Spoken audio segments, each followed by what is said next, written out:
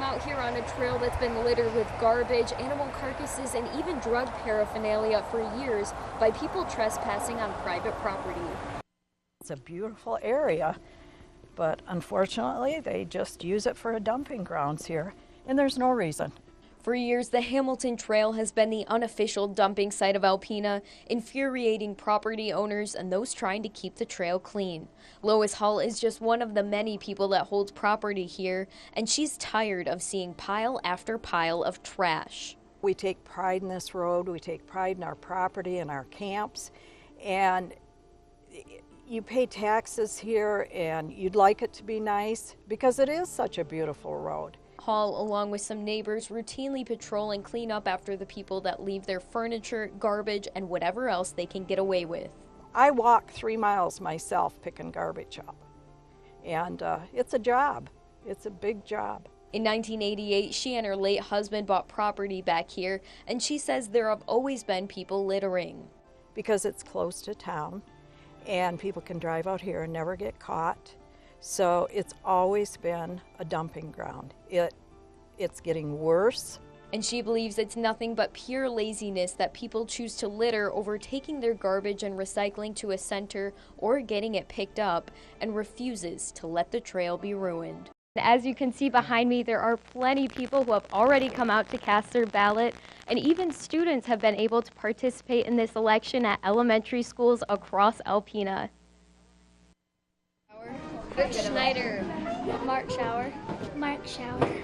Rick Schneider. Rick Schneider. The polls were open bright and early at Besser Elementary School this morning. Students were buzzing with energy and excitement to cast their vote for who they believe should be the governor of Michigan.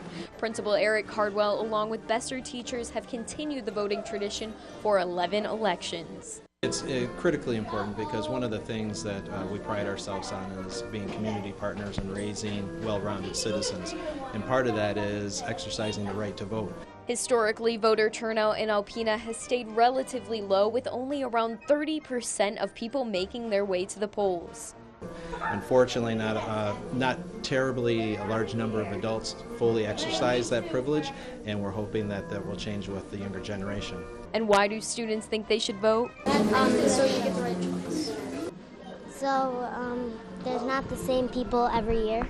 Every elementary school part of Alpena Public Schools participated in voting today, and according to students, they believe the current governor, Rick Schneider, will continue to stay in office. And what's totally amazing about it is that the students have picked the correct winner every time except for once. Once the polls close for the day and votes are tallied, we'll see if the elementary students have once again successfully predicted the election. September, or Hunger Awareness Month, may be coming to a close, but that doesn't mean volunteers at the Friendship Room will stop handing out food trays or serving the community. We're serving roughly between 85 and 95 people per night.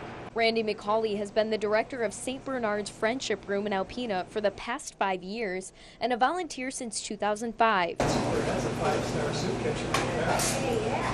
The number of patrons has fluctuated throughout the years, but he said lately the number of people they serve is increasing. They can meet their other demands as far as basic living needs and medication, preventative health care, utilities, rent, things like that. But by the time they get those things paid off, they are struggling for money for food on a daily basis. According to the Food Bank of Eastern Michigan, roughly 16% of Alpena residents suffer from food shortage on a daily basis. With 175 volunteers on hand, the Friendship Room gets right to work cooking 6 days a week. We start prepping the meal at 1 o'clock and we serve at 4, and it takes us that entire 3 hours to prep that meal.